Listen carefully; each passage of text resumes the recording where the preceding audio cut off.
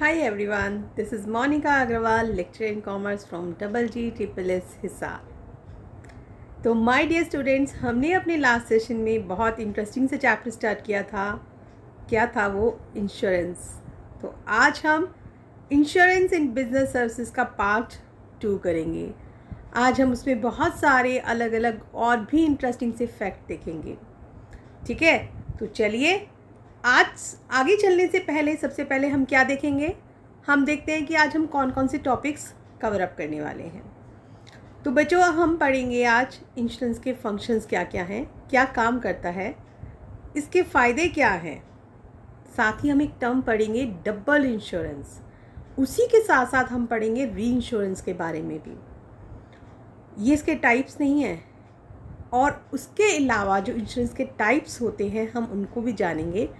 और उसमें एक जो टाइप है लाइफ इंश्योरेंस, उसके बारे में हम डिटेल में बात करेंगे क्योंकि वो बड़ा ही इंटरेस्टिंग है। ठीक है, तो लाइफ इंश्योरेंस का हम मीनिंग जानेंगे, डेफिनेशन देखेंगे, क्यों करवाते हैं हम लाइफ इंश्योरेंस वो भी देखेंगे। और आगे पता है लाइफ इंश्योरेंस के भी फर्दर सब पार्ट्स होते हैं, तो हम उनके बारे में भी जानेंगे। और कौन कौन से ऐसे प्रिंसिपल्स हैं जो लाइफ इंश्योरेंस पर अप्लाई होते हैं, हम उनके बारे में भी जानेंगे। फिर एक वर्ड आता है एश्योरेंस। कई लोग इंश्योरेंस यूज़ कर रहे हैं, कई लोग एश्योरेंस यूज़ करते हैं। कभी आप किसी के मुंह से इंश्योरेंस सुन रहे हैं, कुछ के मुंह से आपने एश्योरेंस सुना होगा। तो क्या ये दोनों सिनोनियम हैं या फिर इनमें कोई डिफरेंस है, हम इसका भी पता लगाएंगे। ठीक है, तो आइए let us start with functions of insurance. सबसे फर्स्ट फंक्शन है बच्चों हमारा प्रोवाइडिंग सर्टेनिटी। किस चीज़ की सर्टेनिटी देता है ये हमें? फ्यूचर अनसर्टेन है, उसको तो आप सर्टेन कर नहीं सकते। ये हमें देता है पेमेंट की सर्टेनिटी कि कल को आपको अगर कोई नुकसान हो जाता है जिसके लिए आपने इंश्योरेंस करवा रखा है, तो आपको जो लॉस के लिए अमाउंट है ना वो मिलेगा ही मिलेगा। उसके बदले जो आपको पैसा मिलना है वो मिलेगा ही मिलेगा। ये इस चीज़ की सर्टेनिटी प्रोवाइड करवाता है। सेकंड क्या है? प्रोटेक्शन। प्रोटेक्शन यहाँ पे सुरक्षा दे रहा है आपको। कैसे?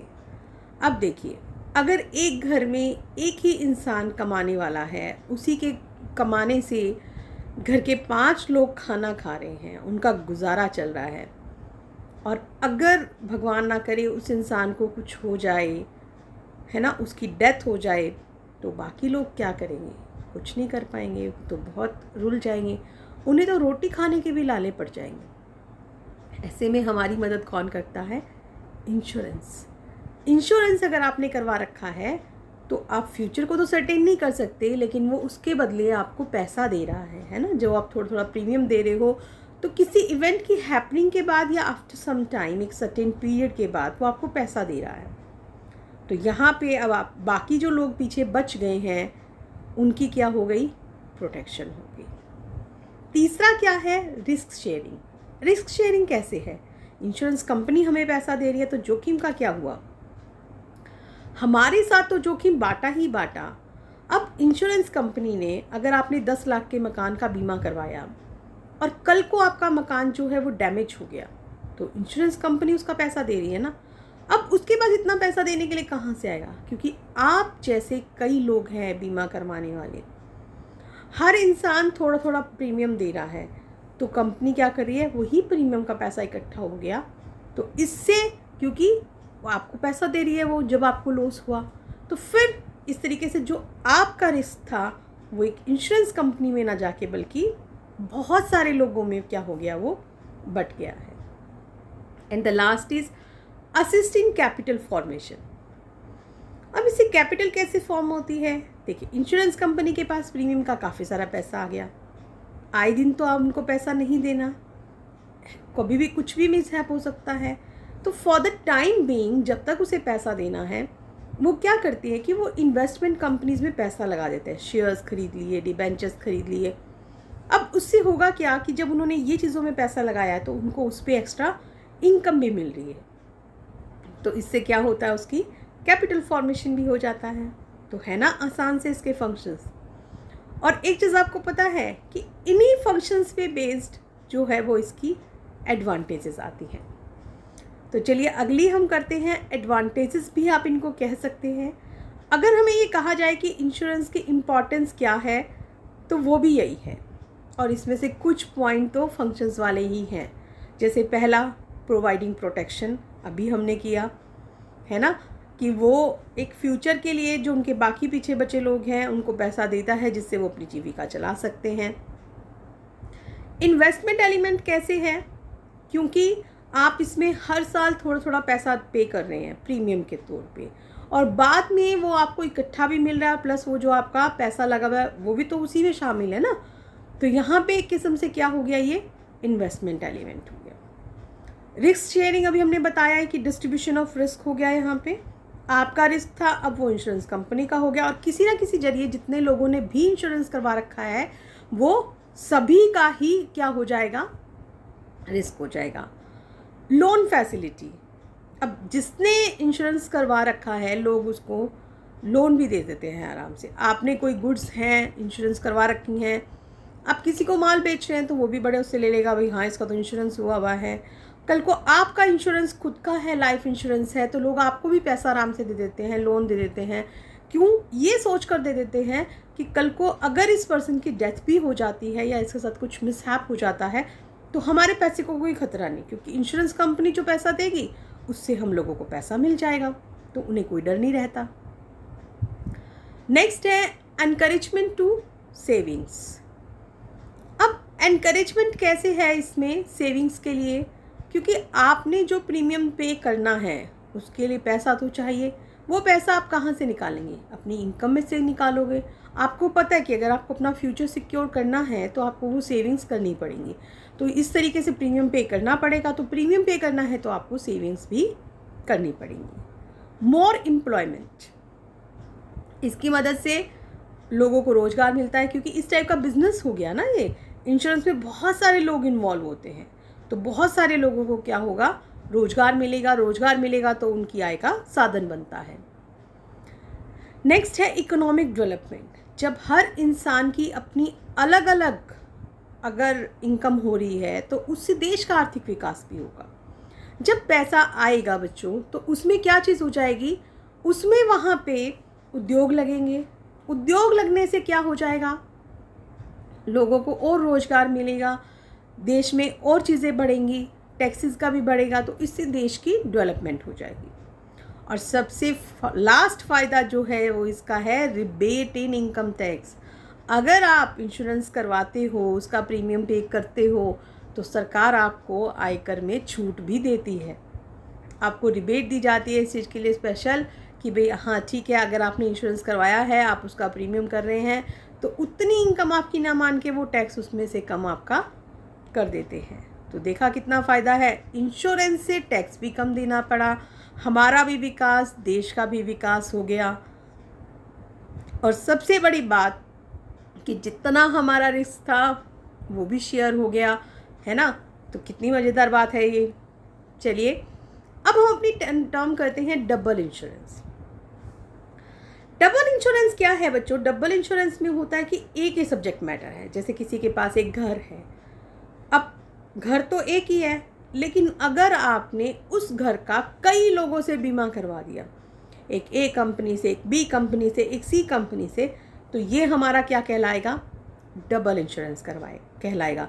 अब होगा क्या इससे कि जब आपको अगर घर आपका गिर जाता है, बह जाता है, या उसमें कोई नुकसान हो जाता है, तो जिसने बीमा करवाया है वो किसी भी बीमे वाले से जाके, जिनसे उसने बीमा करा रखा है, ABC 3 कंपनी से करा रखा है, तो तीनों में से जाके किसी से भी मांग सकता है, भाई मेरा पैसा दो, मेरा तो नुकसान हो गया। लेकिन एक चीज़ ध्यान रखनी है कि एक्चुअल लॉस से ज़्यादा नहीं कर सकते आप, ठीक है। सब्जेक्ट मैटर सेम रहेगा, क्लेम आप किसी को भी कर सकते हो, सबसे भी ले सकते हो, लेकिन एक्चुअल लॉस जितना हुआ है उससे ज़्यादा किसी कीमत पर भी नहीं होगा। ये आपको ध्यान रखना होगा। आइए इसको एक एग्जाम्पल की हेल्प से करते हैं। जैसे कि मान लीजिए कि एक पर्सन था राम। अब राम के पास क्या था, 40,000 रुपये का एक घर था। उसने क्या किया कि 40,000 रुपये का अपने घर का बीमा एक कंपनी से करवा लिया। दूसरी कंपनी बी थी, उससे उसने 60,000 का करा लिया, मतलब लाख रुपए का उसने अपना घर का बीमा करवा लिया। अब होता क्या है कि घर गिर जाता है, उससे उसको लॉस उठाना पड़ता है 40,000 का। अब वो राम जो है वो किससे क्लेम कर सकता है? राम 40 वाले से करेगा या 60 वाले से करेगा या दोनों से, कुछ भी कर सकता है। वो चाहे तो वो सिर्फ ए कंपनी से भी ले सकता है, वो चाहे तो बी से भी ले सकता है, वो चाहे तो दोनों से प्रोपोर्शनेटली भी ले सकता है कि दोनों से 20-20 ले ले, या जितने का करवा रखा है उसके प्रोपोर्शन में भी वो कर सकता है। ठीक है, चलिए अब री इंश्योरेंस आता है। अक्सर बच्चों को पता है क्या है कि एक कंफ्यूजन सा हो जाता है कि डबल इंश्योरेंस, री इंश्योरेंस एक ही बात होती है। नहीं, ऐसा नहीं होता, फ़र्क होता है बच्चों इसमें। डबल में क्या हुआ हमारा कि जो बीमा करवाने वाला है, जिसका सामान है, जिसका घर है, वो अपनी मर्जी से कई कंपनियों से बीमा करवा रहा है। लेकिन री इंश्योरेंस में ऐसा नहीं है। री इंश्योरेंस में क्या है, बीमा करने वाला, लाइक आपने एक कंपनी से बीमा करवाया, अब उसे लगता है मैं इतना सारा रिस्क नहीं उठा सकती, तो वो कंपनी हमारी क्या करती है, वो कंपनी आगे जो है वो फर्दर दूसरी कंपनी से आगे अपना इंश्योरेंस करवा लेती है, जिसे हम क्या कहते हैं, री इंश्योरेंस कहते हैं। मतलब उसे कहीं ना कहीं ये चीज़ लगती है कि भाई वो कैपेबल नहीं है, वो इतना लॉस जो है वो बेयर नहीं कर सकती है। तो मतलब क्या हुआ कि यहाँ पे इंश्योरेंस कंपनी खुद चूज़ कर रही है कि उसे आगे री इंश्योरेंस करवाना है, उसे दोबारा इंश्योरेंस करवाना है। और ऐसा कब करती है, जब उसे लगे कि अमाउंट बहुत ज़्यादा है और वो इतना बियर नहीं कर सकती, तो वो री इंश्योरेंस करवा लेती है। चलिए एक एग्जाम्पल से करते हैं। अब जैसे एक इंसान के पास घर है, राम ले लेते हैं, श्याम ले लेते हैं। श्याम का घर है 5 लाख रुपए का। उसने क्या किया कि XYZ कंपनी से 5 लाख रुपए का बीमा करवा लिया। अब कंपनी को क्या लगा कि इंश्योरेंस कंपनी सोचती है कि नहीं भाई, ये बीमा जो है ना वो बहुत ज़्यादा है, 5 लाख जो है वो हम नहीं कर सकते, तो हमें इसको री इंश्योर करवा लेना चाहिए। तो वो आगे फर्दर ABC कंपनी से क्या करते हैं कि 3 लाख रुपए का और बीमा करवा लेते हैं। अब यहाँ बीमा किसने करवाया? श्याम ने नहीं करवाया। किसने करवाया? XYZ कंपनी ने करवाया। कुछ दिनों बाद वो घर डैमेज हो गया। अब वो घर डैमेज हो गया तो पर्सन किसको क्लेम करेगा? XYZ कंपनी को करेगा या ABC को करेगा? वो XYZ को कर सकता है, वो ABC को नहीं कर सकता। क्यों? क्योंकि उसने उसे थोड़ी ना करवाया, उसने तो XYZ से करवाया। तो वहाँ उसको पैसा कौन देगा? 5 लाख रुपए XYZ कंपनी। लेकिन XYZ कंपनी उसमें से 3 लाख रुपए जो कि उसने ABC से कराया था, वहाँ से वो रिसीव कर लेगी। तो वो उसका क्या हो जाएगा? यहाँ पे री इंश्योरेंस हो गया। क्लियर हुआ?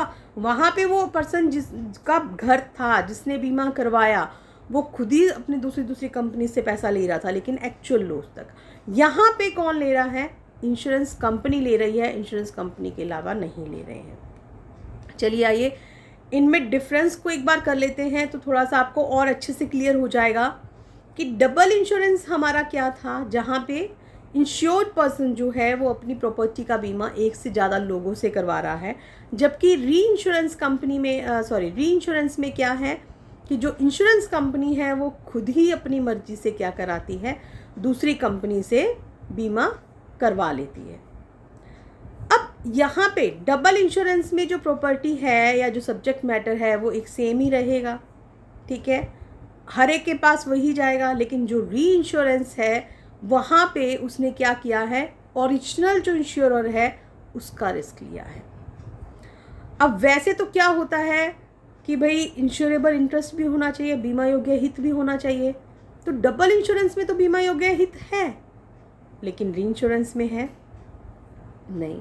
री इंश्योरेंस में नहीं है क्योंकि उसकी खुद की प्रॉपर्टी नहीं है, हाँ, लेकिन लॉस उसको देना है तो इसलिए उसको वहाँ पे फ़ायदा है, ठीक है। और डबल इंश्योरेंस में क्या होता है कि पॉसिबल नहीं है जब तक इंश्योर्ड ना चाहे, जब तक जिसका घर है, जिसकी प्रॉपर्टी है, जब तक वो ना चाहे तो डबल इंश्योरेंस नहीं होगा। लेकिन री इंश्योरेंस में ऐसा कोई चक्कर ही नहीं है, क्योंकि री इंश्योरेंस में उसने नहीं करना। किसने करना है? इंश्योरेंस कंपनी ने करना है। तो इंश्योरेंस कंपनी अपनी मर्जी से क्या कर सकती है? री इंश्योरेंस कर सकती है। डबल इंश्योरेंस में आपको क्या होगा कि लॉस, जितना आपका एक्चुअल लॉस है वही आपको मिलेगा, चाहे वो आप एक इंश्योरेंस कंपनी से लें या प्रोपोर्शनेटली ले लें, जैसा भी है। लेकिन री इंश्योरेंस में क्या है, जितने पार्ट के लिए आपने कराया है वही पार्ट जो दूसरी कंपनी है वो देगी। तो समझ आया बच्चों, एक जैसे वर्ड लगने वाले डबल इंश्योरेंस, है ना, दोहरा बीमा या पुनर्बीमा, अक्सर हम इनको एक सेम सा ले लेते हैं, लेकिन देखा आपने कि कितना फ़र्क होता है इनमें। चलिए अब बच्चों हम करेंगे अपने types of insurance. Mainly there are two types of insurance. One is life insurance, जीवन बीमा आप जिसको कहते हैं। दूसरा है जनरल इंश्योरेंस, जिसे आप कहते हैं सामान्य बीमा। अब जनरल इंश्योरेंस में हमारे पास क्या क्या आते हैं, उसके भी फर्दर कई टाइप्स हैं। जैसे कि मेन जो है एक अग्नि बीमा जिसे आप कहते हैं फायर इंश्योरेंस, दूसरा है मैरीन इंश्योरेंस जो समुद्री बीमा होता है। उसके अलावा भी बहुत सारे होते हैं अदर इंश्योरेंसेस, कैसे, जैसे कि हेल्थ इंश्योरेंस, बर्गलरी इंश्योरेंस, है ना, डिसेबिलिटी इंश्योरेंस, बहुत सारे इंश्योरेंस होते हैं। तो हम, क्योंकि इतनी डिटेल में जाने की अभी ज़रूरत नहीं है, धीरे धीरे आपको समझ में आ जाएगा, तो हम सिर्फ मेन पॉइंट्स को ही फोकस करेंगे। चलिए आज हम सिर्फ बात किसके बारे में करने वाले हैं, लाइफ इंश्योरेंस के बारे में। तो ये लाइफ इंश्योरेंस क्या है, जीवन बीमा जिसे आप हिंदी में कहते हैं, एक किस्म से ये है हमारा life insurance policy is a contract between an individual और N insurance provider in which the insurance company gives financial protection to the policy holder in exchange for monthly fee known as premium। है तो वही चीज़ कि आपने अपना क्या किया है कि जो इंडिविजुअल जिसके जीवन बीमा करवा रहे हैं उसका और इंश्योरेंस कंपनी में जो आपको इंश्योरेंस दे रहा है ना, दोनों के बीच में एक कॉन्ट्रैक्ट है कि क्या है वो कॉन्ट्रैक्ट, कि वो आपको फाइनेंशियली प्रोटेक्ट कर रहे हैं। और जब आप वो फाइनेंशियली आपको प्रोटेक्ट कर रहे हैं तो इसके बदले में आपको क्या देना है, आपको उनको मंथली फीस देनी है, जिसे आप क्या कहते हैं, प्रीमियम कहते हैं।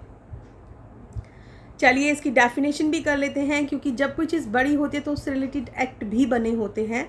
तो ऐसा ही लाइफ इंश्योरेंस एक्ट है हमारा जीवन बीमा अधिनियम, उसकी धारा 2 सब धारा 2 में दी गई है, by life insurance business we mean the business which perform the insurance of human life. वो कहते हैं कि जो जीवन बीमा बिजनेस है ना, उसका मतलब ऐसा कौन सा बिजनेस है जो इंसान की ज़िंदगी से रिलेटेड इंश्योरेंस करता है, उस बिज़नेस में डील करता है, उसे हम क्या कहते हैं, लाइफ इंश्योरेंस बिजनेस कहते हैं। ठीक है, क्योंकि लाइफ हमारी जो है वो बहुत स्पेशल है, तो उसको प्रोटेक्ट करना तो हमारा बनता ही है।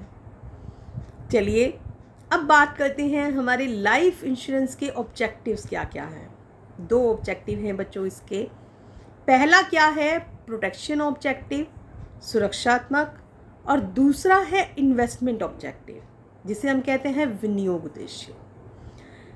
जीवन बीमा में आपको सुरक्षा तो मिल ही रही है, लेकिन साथ ही साथ इसमें आपको विनियोग भी आप कर रहे हैं, ऐसे इन्वेस्टमेंट भी यूज़ कर रहे हैं।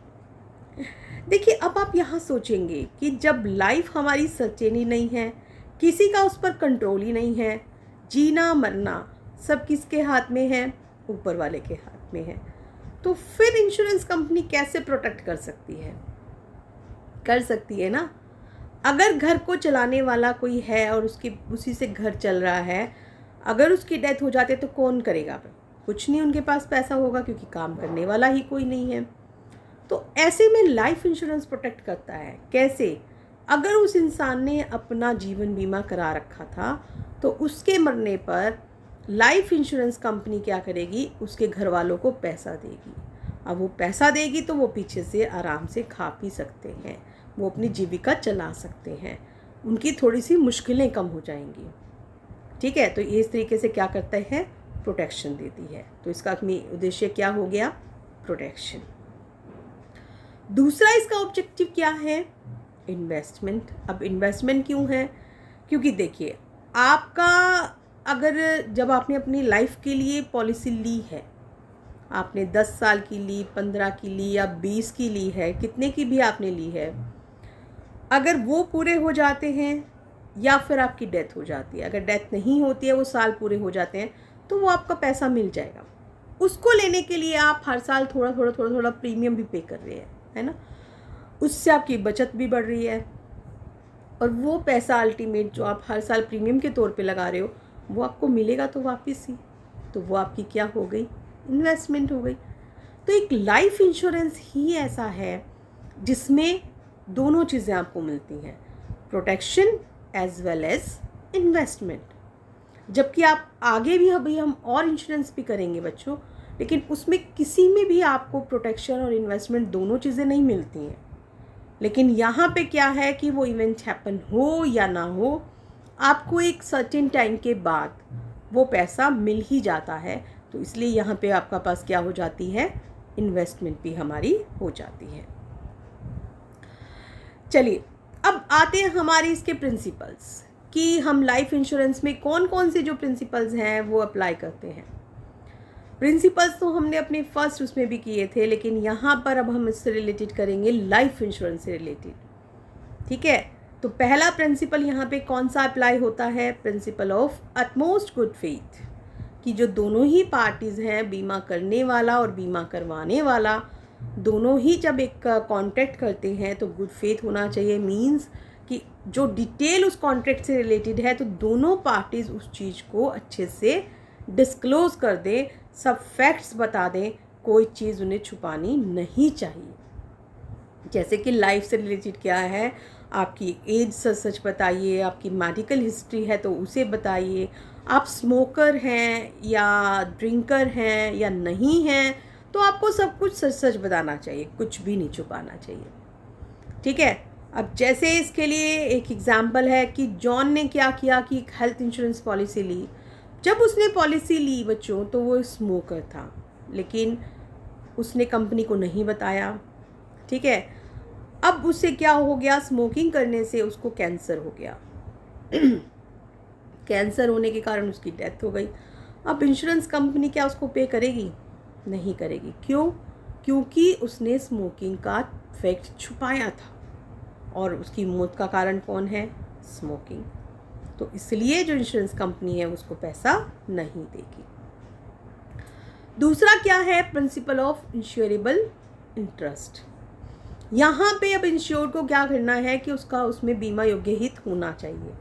बीमा योग्य हित किसका होता है, जिससे अगर आपको जिस चीज़ से नुकसान हो रहा है, जिस चीज़ का आप बीमा करा रहे हैं, अगर उसमें नुकसान है तो आपको भी हो रहा है, अगर उस चीज़ में फ़ायदा हो रहा है तो वो आपको भी हो रहा है, तो वो आपका क्या माना जाता है, बीमा योग्य हित माना जाता है। इसीलिए अगर कोई कंपनी है उसको अपने एम्प्लॉइज़ की लाइफ में हित माना जाता है, स्पाउस, हस्बैंड वाइफ, हस्बैंड का अपनी वाइफ में, वाइफ का अपने हस्बैंड में, ऐसे अगर कोई लेनदार है तो उसका डेटर में माना जाता है, ठीक है। तो बच्चों ये तो थे प्रिंसिपल्स। अब आगे आते हैं हमारे बेनिफिट्स। बेनिफिट्स क्या क्या है, पहला फाइनेंशियल सिक्योरिटी, ये हमें फाइनेंशियल सिक्योरिटी दे देता है, क्योंकि कल को कोई रहे ना रहे पैसा हमें मिल जाएगा। तो आज के दिन पैसा बहुत ज़रूरी है, जीना है तो हमें पैसा चाहिए। तो यहाँ पे उनको सिक्योरिटी मिल गई, एटलीस्ट उसकी फैमिली को सिक्योरिटी मिल जाती है। लॉन्ग टर्म सेविंग्स, आप लंबे टाइम के लिए प्रीमियम देते हैं, ये 1 साल 2 साल की बात नहीं है, 5 10 15 20 साल की बात है, तो लंबे टाइम तक आपकी इसमें सेविंग्स होती रहती हैं। साथ ही साथ बच्चों इसमें आपको इन्वेस्टमेंट का ऑप्शन भी मिलता है। इन्वेस्टमेंट अभी मैंने बताया था कि आप इसमें प्रीमियम पे कर रहे हैं तो वो आपकी तरफ से इन्वेस्टमेंट होगी, है ना। तो आप उसके लिए सेविंग्स आपको करनी पड़ेंगी, आपको इनकम का कुछ पार्ट निकालना पड़ेगा, क्योंकि फ्यूचर में अगर आपको कुछ पैसा चाहिए तो आज आपको प्रीमियम के तौर पे थोड़ा पैसा देना पड़ता है। और लास्ट बेनिफिट इसका क्या है, टैक्स बेनिफिट। आपको इस इंश्योरेंस की टैक्स में बेनिफिट मिलता है, रिबेट मिल जाती है, आपको टैक्स कम पे करना पड़ता है। सरकार मान लेती है कि आपने खर्चा किया है, वो उतने पैसे को आपकी इनकम नहीं मानती है। तो ये सबसे बड़ा इसका क्या हो जाता है, फ़ायदा हो जाता है। चलिए बच्चों, अब नेक्स्ट आता है हमारा types of life insurance policies. जैसा मैंने आपको बताया था कि जीवन बीमा की बहुत सारी पॉलिसीज़ होती हैं, तो आइए अब हम देखते हैं कि कौन कौन सी पॉलिसीज़ हैं। कुछ पॉलिसीज़ आपको यहाँ दिखाई दे रही है जो इंडिया में अप्लाई होती हैं, जैसे endowment policy, ULIPs, money back, whole life, annuity, term insurance plan. तो आइए हम इनमें से कुछ को डिस्कस करते हैं। पहली है whole life insurance policy. Whole life insurance policy में क्या होता है कि आप अपना इंश्योरेंस लेते हैं, प्रीमियम पे करते हैं, लेकिन पैसा कब मिलेगा? जब आपकी डेथ हो जाएगी। आपकी डेथ से पहले कोई भी पैसा बीमा करने वाले को नहीं मिलता। जिसने बीमा करवाया है उसको पैसा कब मिलेगा? उसकी डेथ पर मिलता है। और इसलिए इसका फ़ायदा किसको होता है? जो उसके बेनिफिशरीज हैं, जो उसके उत्तराधिकारी हैं, उनको मिलता है। प्रीमियम आपको देना पड़ेगा, जो भी उसके लिए एक फ़िक्स पीरियड होता है, 10 साल, 20 साल, 30 साल, जैसा भी है, तो पूरा लाइफ उसको फिर वो एश्योरिटी मिल जाती है। ठीक है, तो यहाँ पे बेनिफिट आपको कब मिलेगा? कि जब आपकी डेथ हो जाएगी और आपके जो पीछे उत्तराधिकारी हैं उनको आपका बेनिफिट मिल जाएगा। दूसरी आती है बच्चों एंडोमेंट लाइफ एश्योरेंस पॉलिसी। अब देखना एक वर्ड बार बार आ रहा है। हम पहले बात कर रहे थे तो इंश्योरेंस वर्ड आ रहा था, लेकिन अब बार बार मैं किस चीज़ का यूज़ कर रही हूँ? एश्योरेंस का। अब आप सोच रहे होंगे कभी मैं इंश्योरेंस बोलती हूँ, कभी मैं एश्योरेंस बोल रही हूँ ना। कोई बात नहीं, सुनते जाओ जैसा मैं बोल रही हूँ। अभी आगे इन टाइप्स को ख़त्म होने के बाद मैं आपको बताऊँगी कि इंश्योरेंस और एश्योरेंस में क्या फ़र्क है, कहाँ आपको इंश्योरेंस बोलना है और कहाँ आपको एश्योरेंस बोलना है। ठीक है, जब तक आप सुनते जाइए। चलिए, एंडोमेंट लाइफ एश्योरेंस पॉलिसी का क्या है? ये एक ऐसा प्लान है, ये भी लाइफ इंश्योरेंस पॉलिसी का ही प्लान है, जहाँ पे इंश्योरेंस भी हो रहा है और एक किस्म से आप कह सकते हैं कि सेविंग भी हो रही है।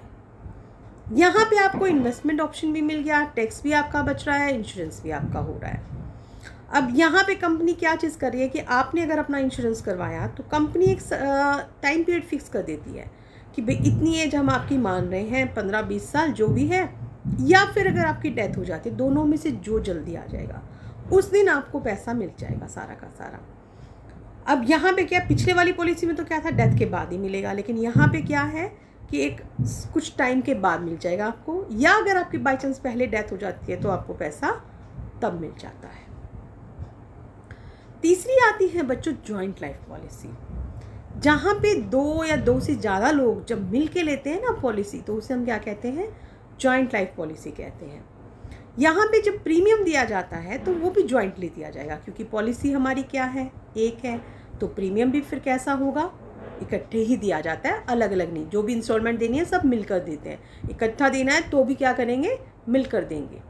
फिर जब एक किसी पर्सन की डेथ हो जाती है बाई चांस, 2-3 लोगों ने कराया, तो जो बाकी बचे हुए लोग हैं उनको वो पैसा जितना भी अश्योर्ड किया गया था वो पैसा उनको मिल जाता है।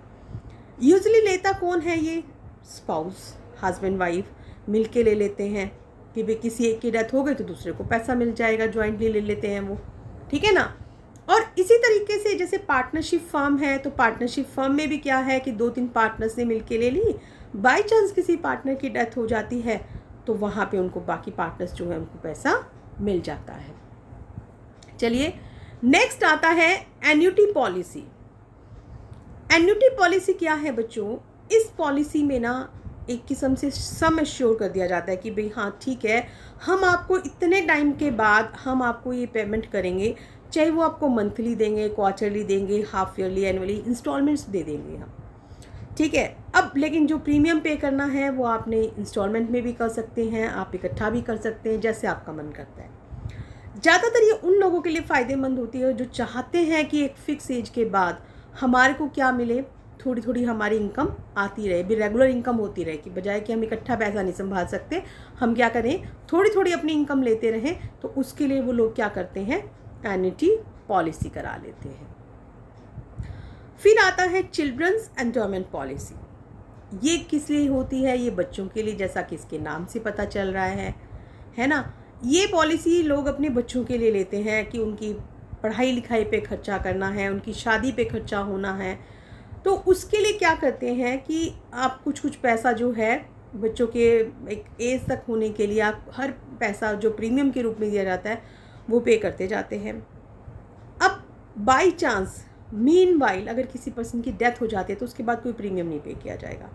फिर जो उनका पैसा है चिल्ड्रंस के लिए, जिस काम के लिए आपने ले रखी है, बस वो पूरा होगा और कुछ नहीं होगा। तो बच्चों, ये तो थी हमारी क्या, लाइफ इंश्योरेंस पॉलिसीज़। देखा कितनी आसान सी थी ना, और लेकिन हर टाइप के लिए हमारे को मिल रही है, कितनी सेफ्टी भी हमारे लिए कर रही हैं। चलिए, अब हम कौन से वर्ड पे आते हैं? अब हम उसी वर्ड पे आ रहे हैं। मैंने क्या कहा था, कहीं जगह मैं इंश्योरेंस यूज़ कर रही हूँ, कुछ जगह मैं क्या यूज़ कर रही हूँ, एश्योरेंस। ऐसा क्यों है? तो देखिए, इंश्योरेंस जो यूज़ होता है बच्चों, वो होता है फायर और मैरिन के लिए, कि अगर आप अग्नि बीमा करा रहे हैं, समुद्री बीमा करा रहे हैं, मीन्स एक जनरल सा करवा रहे हैं, सामान्य बीमा जिसे आप कह सकते हैं, तो आपने क्या वर्ड यूज़ करना है, इंश्योरेंस। क्योंकि वहाँ पे क्या है कि कोई आपको हानि होनी है, हो भी सकती है, नहीं भी हो सकती।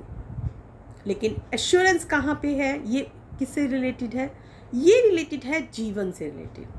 अब कोई आदमी अगर धरती पे आया है तो उसे जाना तो पड़ेगा ही, उसकी डेथ तो निश्चित है ना।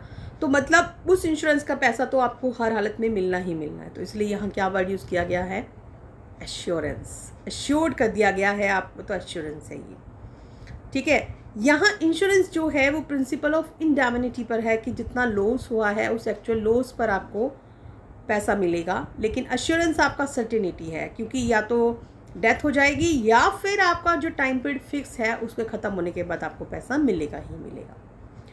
इंश्योरेंस क्या होता है बच्चों, वो 1 साल तक के लिए होता है जनरली, और हर साल रिन्यू हो जाता है। लेकिन एश्योरेंस जो है वो लॉन्ग रन के लिए है, 5, 10, 15 सालों के लिए होता है। इंश्योरेंस आपको एक प्रोटेक्शन दे रहा है, किस चीज़ से, अनसर्टेनिटी से, कि भाई जो पहले से हमें लगता है कि कोई बाढ़ आ सकती है, कुछ है, हो भी सकता है, नहीं भी हो सकता है, तो हम उस चीज़ से एक प्रोटेक्शन दे रहा है वो आपको, है ना। एश्योरेंस क्या है, एक डेफिनेट इवेंट है, डेथ तो होनी ही होनी है, तो उस चीज़ से आपको दे रहा है, श्योर कर रहा है। इंश्योरेंस में क्या है कि जैसे ही कोई इवेंट हो जाता है, अनसर्टेन इवेंट, उसकी हैपनिंग पर आपको पेमेंट मिलेगा क्लेम का। लेकिन एश्योरेंस में ऐसा नहीं है, या तो इवेंट हो गया मींस डेथ हो गई, या फिर जो आपकी वो मैच्योरिटी पीरियड है, कि जितने पीरियड के लिए आपने अपना इंश्योरेंस लिया था, लाइफ इंश्योरेंस करवाया था, 10 साल के लिए, 15 साल के लिए, तो उस ख़त्म होने के बाद तो आपको पैसा मिलेगा ही मिलेगा। तो देखा बच्चों, आज हमने बहुत कुछ नया सीखा है, डबल इंश्योरेंस, री इंश्योरेंस, और सबसे बड़ी बात, इंश्योरेंस और एश्योरेंस में डिफरेंस। आई होप अब आप गलती नहीं करोगे, है ना, कि कहाँ पे इंश्योरेंस बोलना है और कहाँ पे एश्योरेंस बोलना है। ये गलती तो आप नहीं करोगे। तो है ना इंटरेस्टिंग सा चैप्टर। चलिए, बाकी का हम अपने नेक्स्ट सेशन में करेंगे। तो आज के लिए बच्चों इतना ही, दैट्स ऑल।